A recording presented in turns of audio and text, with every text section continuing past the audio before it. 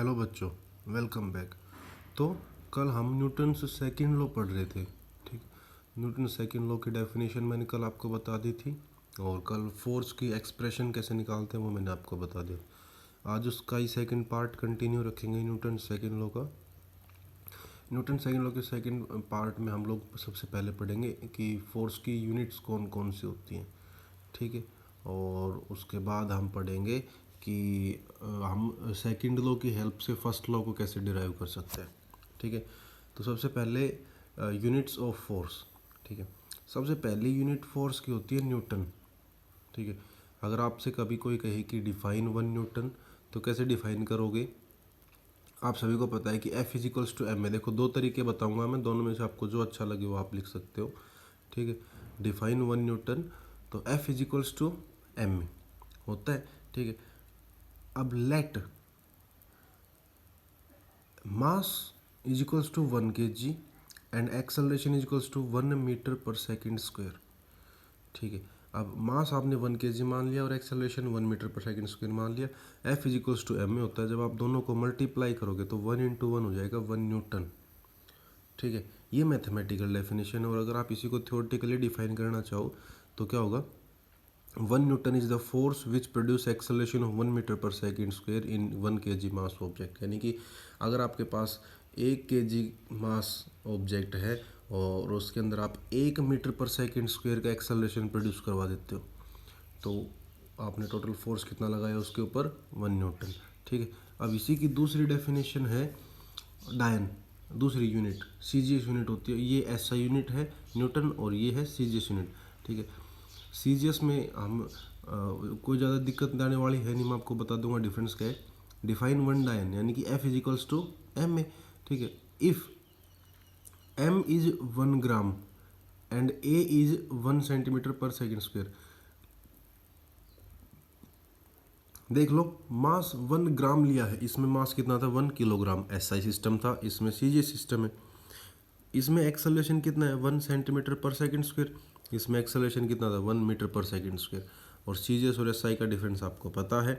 ठीक है, तो if mass is 1 gram and acceleration is 1 centimetre per second square, तो आप दोनों को मल्टीप्लाई करोगे तो लास्ट में 1 डायन मिलेगा आपको फोर्स। ठीक है, और अगर इसी की आप थ्योरेटिकल डेफिनेशन बोलना चाहते हो तो वो क्या होगी?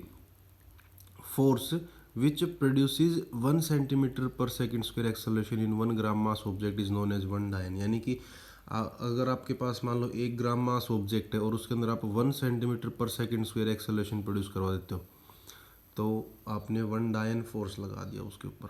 ठीक है, इसके अलावा दो ग्रेविटेशनल यूनिट्स भी होती हैं जिनको हम बोलते हैं किलोग्राम वेट या फिर ग्राम वेट।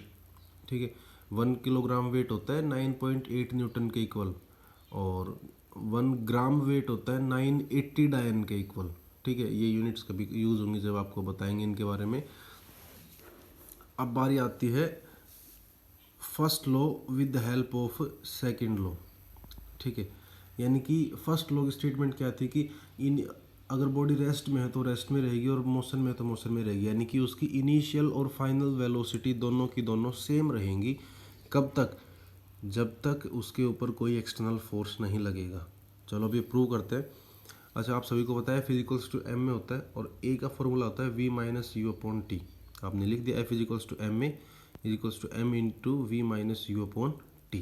ठीक है, अब एक्सटर्नल फोर्स हटा दो, F इजिकल्स टू 0 कर दिया, तो M इंटू V - U/T 0 के इक्वल हो जाएगा। अब T इधर जाएगा तो 0 से मल्टीप्लाई होकर 0, M दूसरी साइड जाएगा तो 0 से डिवाइड होकर 0। अब लास्ट में बचेगा V - U is equals to 0। ठीक है, और अगर आप U को दूसरी साइड भेजोगे तो V is equals to U। और ये स्टेटमेंट है न्यूटन फर्स्ट लॉ की। अब देख लो, इनिशियल और फाइनल वेलोसिटी दोनों की दोनों बराबर है। इसका मतलब क्या है कि मान लो अगर कोई बॉडी रेस्ट में है तो उसकी इनिशियल वेलोसिटी 0 और फाइनल वेलोसिटी भी कितनी आएगी? 0। लेकिन कंडीशन क्या होगी? फोर्स कितना होगा? 0, एक्सटर्नल फोर्स। ठीक है, और अगर किसी की मान लो initial velocity 10 metre per second है तो उसकी फाइनल वेलोसिटी भी 10 मीटर पर सेकेंड ही रहेगी। कब तक? जब तक कोई उसके ऊपर फोर्स नहीं लगेगा। ठीक है, तो ये था भाई, एक बार फिर से बता देता हूँ।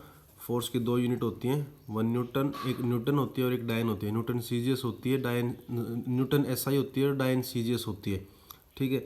और इसके अंदर फिर आप सीजीएस यूनिट्स का यूज़ कर करके, एसआई यूनिट्स का यूज़ कर करके आप डिफाइन कर सकते हो। 2 एक्स्ट्रा यूनिट्स बताइए मैंने, एक होती है 1 किलोग्राम वेट और एक होती है gram weight. Kilogram weight is equals to 9.8 newton और gram weight is equals to 980 dyne, ठीक है। और उसके बाद हमने सेकंड में प्रूव किया है कि फर्स्ट लॉ सेकंड लॉ की हेल्प से भी निकाली जा सकती है, ठीक है। तो ये था आज के लिए, पढ़ते रहिए, ध्यान रखिए अपना और सेफ रहिए। Thank you.